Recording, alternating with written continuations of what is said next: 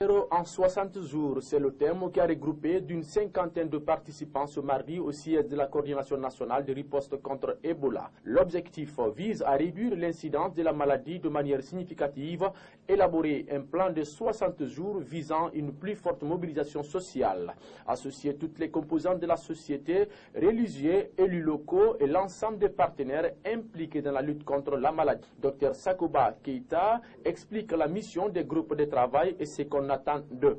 Cette commission doit nous faire des propositions concrètes, comment nous pouvons accélérer la mise en place de ces CTE avant le 15 janvier.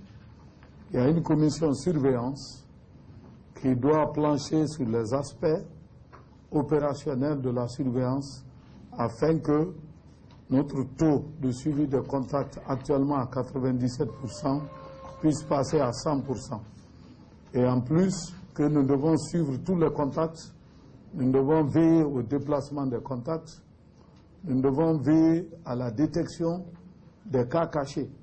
Donc il y aura des stratégies nouvelles de porte à porte, sûr avec la contribution de la communauté, pour que nous puissions identifier tous les malades qui sont encore cachés et qui ont même peur de nos structures. Sans détour, Dr Sakoba Keita soulève les obstacles auxquels les structures sanitaires sont confrontées sur le terrain. Quels sont nos verrous actuels? D'abord, c'est les enterrements non sécurisés. Nous sommes à 40% de nos décès communautaires qui sont enterrés de façon non sécurisée. Et nous avons constaté qu'après chaque enterrement, nous constatons des flambées par endroits. Et le deuxième verrou, ce sont les cérémonies funèbres. Nous avons constaté que nos parents continuent à faire de grands rassemblements lors des cérémonies et ce qui entraîne la diffusion des cas parmi les membres qui prennent part à cette cérémonie. La dernière en date, c'est celle qui vient de s'opérer à Kissidougou, qui a regroupé plus de 6 villages. Et après la cérémonie, nous avons ramassé plus de 40 et quelques cas, dont 7 décès qui ont accompagné le défunt. Il faut que la communauté guinéenne comprenne qu'on ne peut pas continuer à faire ces cérémonies et qu'on doit les arrêter ou de les accompagner de façon responsable. L'un des autres problèmes que nous avons, c'est le transport des corps d'une localité à une autre. Il est toutefois à noter que malgré les efforts consentis ça et là et l'aide de la communauté internationale pour éradiquer cette épidémie, de nouveaux cas suspects et les décès sont enregistrés dans différentes préfectures. Et tout récemment, le magasin qui contenait les produits pour le traitement des patients à l'aéroport international de Bessia a pris feu et cette affaire reste sans suite. Au regard de cette situation, c'est quand la fin de l'épidémie Ebola en Guinée?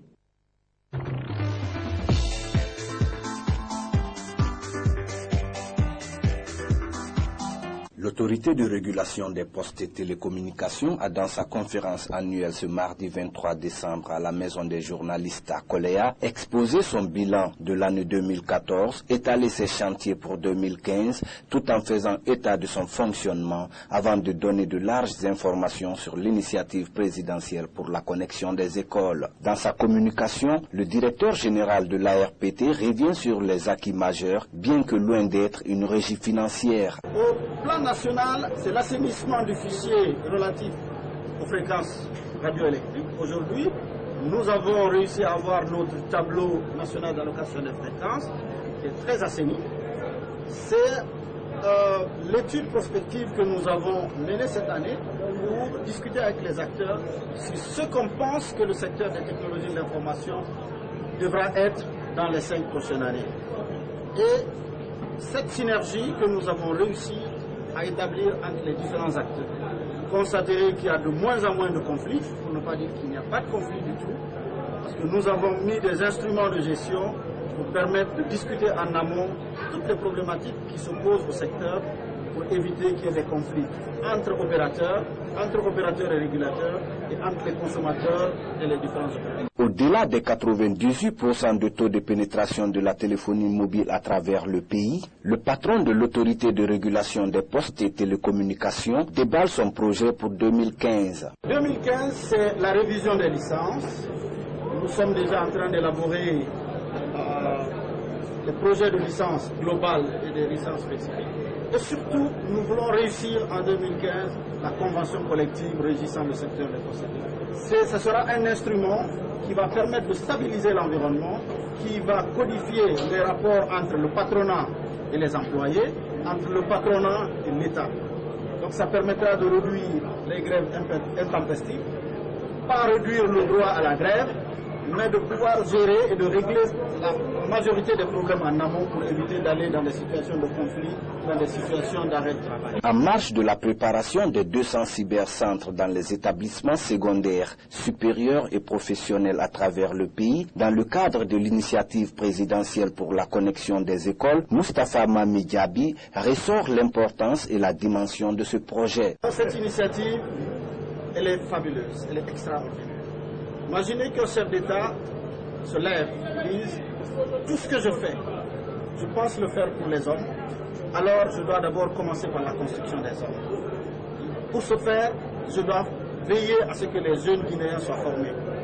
La meilleure façon de leur donner l'opportunité de se former, c'est mettre à leur disposition les outils leur permettant d'avoir accès à l'informatique, d'avoir accès à l'Internet, d'avoir accès à la connaissance partagée, d'avoir accès à cette interaction dans la toile.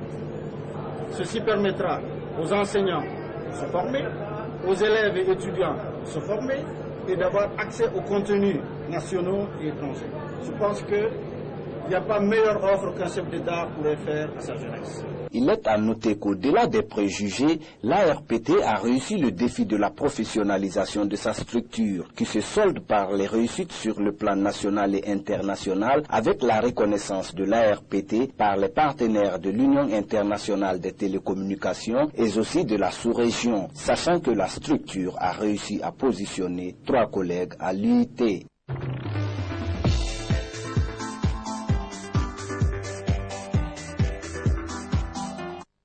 Éradiquer l'épidémie à virus Ebola hors des frontières de la Guinée, c'est l'objectif que s'est fixé le Conseil national des organisations de la société civile guinéenne en partenariat avec l'UNICEF. Ce mardi, le CNOX a rencontré les représentants des communes de Kaloum, Matam et Ratoma en vue du lancement de la veille communautaire à Conakry. C'est la salle de congrès du Palais du Peuple qui a servi de cadre pour cette rencontre. Quand la société civile s'engage, la nation bouge et le peuple suit. Cet engagement va se répercuter sur tout le programme qu'on déclinera sur toute l'étendue du territoire national. Nous nous sommes engagés officiellement, bras, mains, pieds et corps pour faire face à l'ennemi commun Ebola. Poursuivant, Madinaba, représentante de l'UNICEF, s'est réjouie de cette forte mobilisation des membres du CNOX pour combattre l'épidémie à virus Ebola. Lorsque chacun de nous accepte d'occuper sa place et assume ses responsabilités, nous pouvons atteindre notre objectif. Le seul objectif que nous avons, c'est de nous débarrasser de Ebola. Procédant au lancement des activités, a insisté sur l'abandon des cérémonies funèbres qui servent de vecteur de transmission de la maladie au sein des populations. Depuis le début de cette année, nous avons enregistré 2597 cas d'Ebola dans notre pays, avec 1607 Guinéens qui en sont décédés.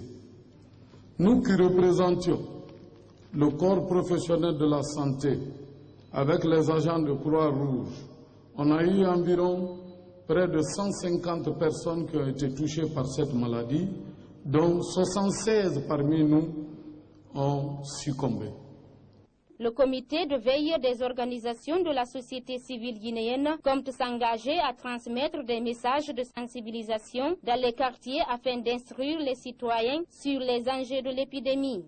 J'ai été formé quant à la transmission de cette maladie, quant aux méthodes de prévention de cette maladie, quant à la manière dont je vais gérer des situations dans mon quartier pour éviter des intoxications de l'information.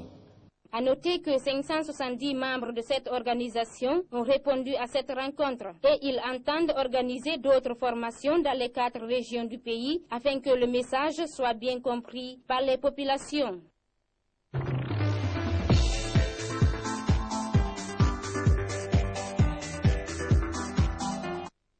10 ans aujourd'hui depuis que le président Lansana Conté est décédé. Cette année, tout comme les années précédentes, des séries de lectures du Saint-Coran ont été organisées par sa famille, ses militants et sympathisants pour rendre hommage à cet homme d'État qu'il qualifie de brave ce lundi dans son village natal, à Bouramaya. Cette cérémonie a connu la présence de quelques anciens ministres de la Deuxième République. Pour cet ancien collaborateur, c'est un moment de compassion en guise de reconnaissance à l'homme.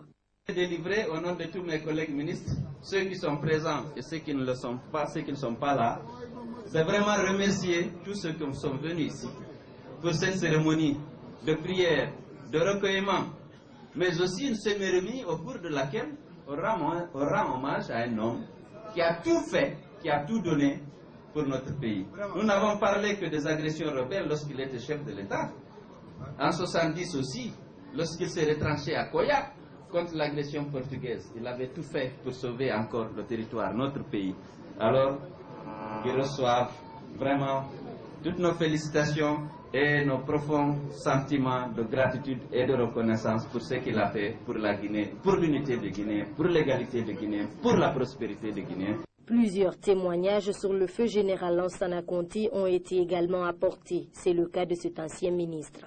J'ai collaboré étroitement avec le feu général Lansana Conté dans les moments aussi difficiles en Guinée.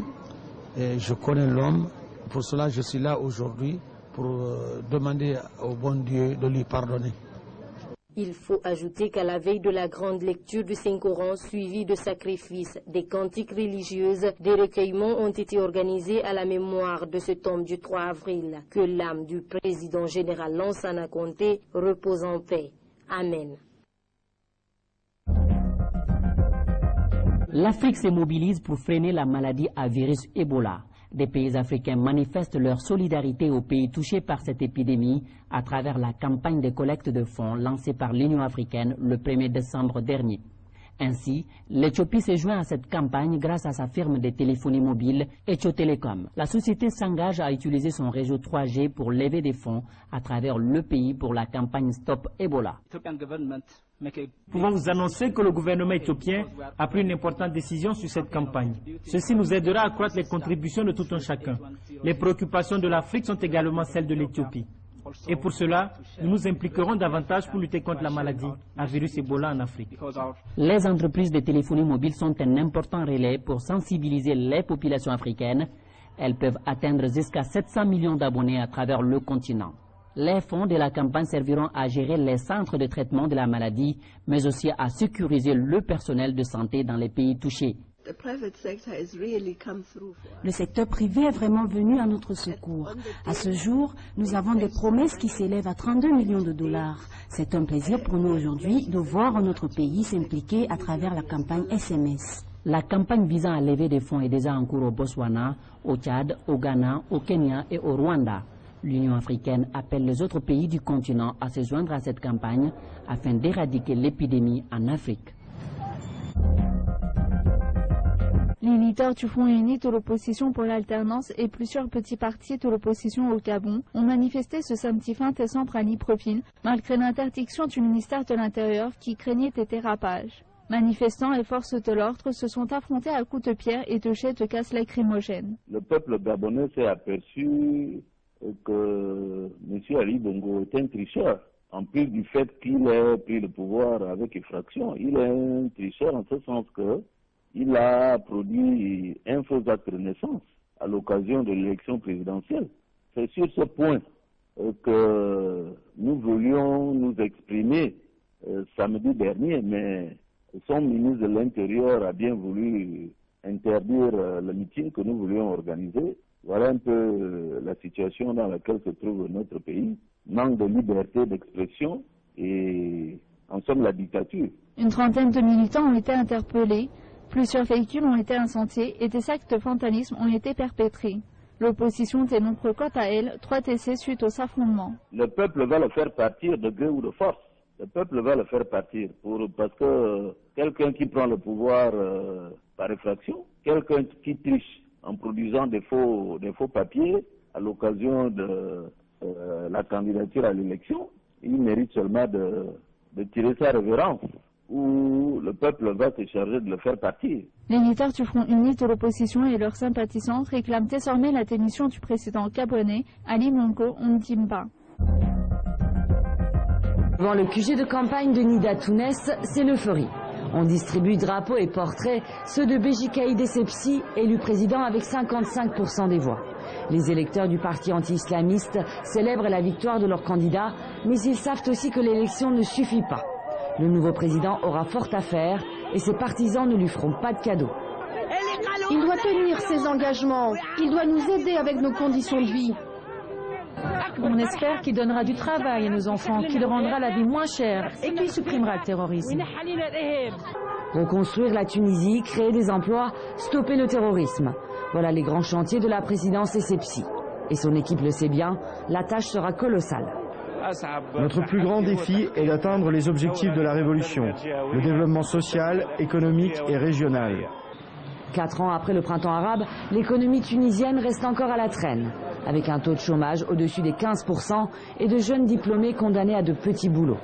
Autant dire que la question de l'emploi obsède les Tunisiens, tout comme le terrorisme islamiste, l'autre mal qui ronge le pays. Éradiqué depuis 2007, il a refait surface après le printemps arabe, un retour en force avec des attentats et une vague d'assassinats sans précédent. Dominé par le parti islamiste Ennahda, le gouvernement précédent n'a pas réussi à diminuer la menace terroriste, pas plus que le président sortant Monsef Marzouki. Ce dernier quitte le pouvoir avec un bilan mitigé, même s'il reste très populaire dans le centre et le sud du pays, notamment à El Hama, théâtre de violents affrontements lundi entre la police et des partisans de Monsef Marzouki. Déçus par les résultats de la présidentielle, des manifestants ont mis le feu à 2 postes de police. Le Mali a obtenu un prêt d'un montant de 11,4 milliards francs CFA par la Banque africaine de développement pour financer le programme d'appui d'urgence à la gouvernance et à la reprise économique. L'objectif de la banque est d'aider le Mali à sortir de sa phase de transition et à atteindre une résilience progressive. C'est vers les années 2008 que Bijou Garizim a réussi à inscrire son nom sur la liste des réalisateurs angolais avec un film qui a défrayé la chronique à Unica Filia, qui veut dire l'unique fille. Ce film réalisé avec les moyens modiques a démontré à l'opinion angolaise que ces réalisateurs pouvaient encore faire mieux avec le temps et les moyens adéquats. J'ai commencé le cinéma en 2001. Pendant ce temps, j'étais en Afrique du Sud. En 2006, je suis rentré en Angola pour réaliser mon rêve. Pour lui, le cinéma angolais est en plein essor. La preuve, il est déjà à son second film avec un gain en qualité technique et matérielle. Il s'efforce aussi d'aborder des thématiques proches du quotidien des populations africaines. Unica Fila 2 est la suite de Unica Fila. Il raconte un peu le quotidien de la vie, ce à quoi nous faisons face tous les jours. Le cinéma ici est en croissance. Aujourd'hui, nous faisons attention à la qualité. À mon avis, nous essayons toujours de nous améliorer. Bijou Garizim a noué des contacts avec des distributeurs étrangers dans le but d'assurer la distribution au-delà des frontières angolaises, car, estime-t-il, ce n'est que dans ce sens qu'il pourra réellement promouvoir le cinéma angolais, qui reste encore peu connu sur le plan continental.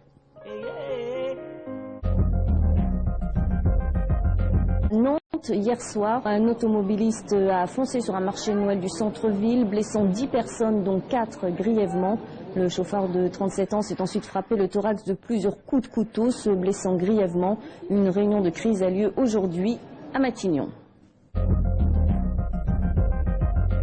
Tous les dimanches, elles marchent à la sortie de l'église. Protestation pacifique des dames en blanc. Elles sont 300 à Cuba et dans leurs mains les portraits de leurs fils ou leurs maris, dissidents du régime emprisonnés pour leurs activités politiques. Des ferventes catholiques anticastristes. La fin de l'embargo pour ces femmes n'est pas la solution. Ce dont nous avons besoin ici ne dépend pas de l'embargo, ni du gouvernement américain, ni d'un autre gouvernement. C'est le système entier qui est cassé. Obama pense que les nouvelles relations vont bénéficier au peuple cubain, mais il a tort. Leurs manifestations se terminent souvent comme cela, des cris, des insultes de part et d'autre et des arrestations. Ici, le 10 décembre dernier, dans les rues de La Havane. Rapprocher États-Unis et Cuba aujourd'hui, c'est soutenir le régime pour ces militants. Les ressources qui vont être engendrées par la fin de l'embargo seront utilisées pour équiper, pour entraîner et perfectionner les forces d'oppression contre les militants des droits de l'homme. Aux États-Unis, leur lutte trouve écho auprès des républicains cubains de Floride. Manifestation à Miami. Ici, Barack Obama n'a jamais été en odeur de sainteté, encore moins depuis sa décision.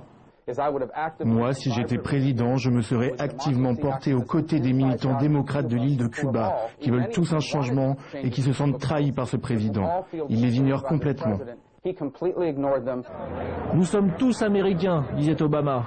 Pas forcément avec les mêmes idées. Il faudra encore beaucoup de travail au président entre la Floride et la Havane pour convaincre du bien fondé de sa nouvelle politique cubaine.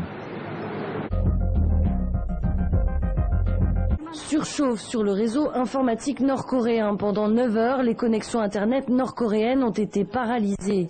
Impossible pour l'heure de savoir s'il s'agit d'une panne, d'une attaque ou d'une coupure décidée par Pyongyang.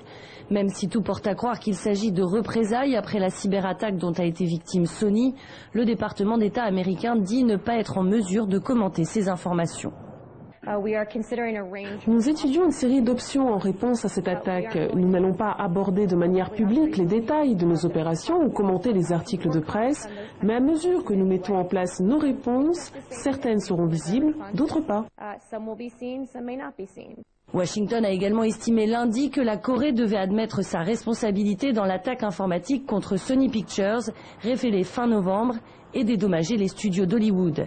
Après avoir annulé la sortie de son film The Interview, une comédie sur un complot fictif de la CIA pour assassiner Kim Jong-un, la société vient d'annoncer qu'elle compte malgré tout le diffuser.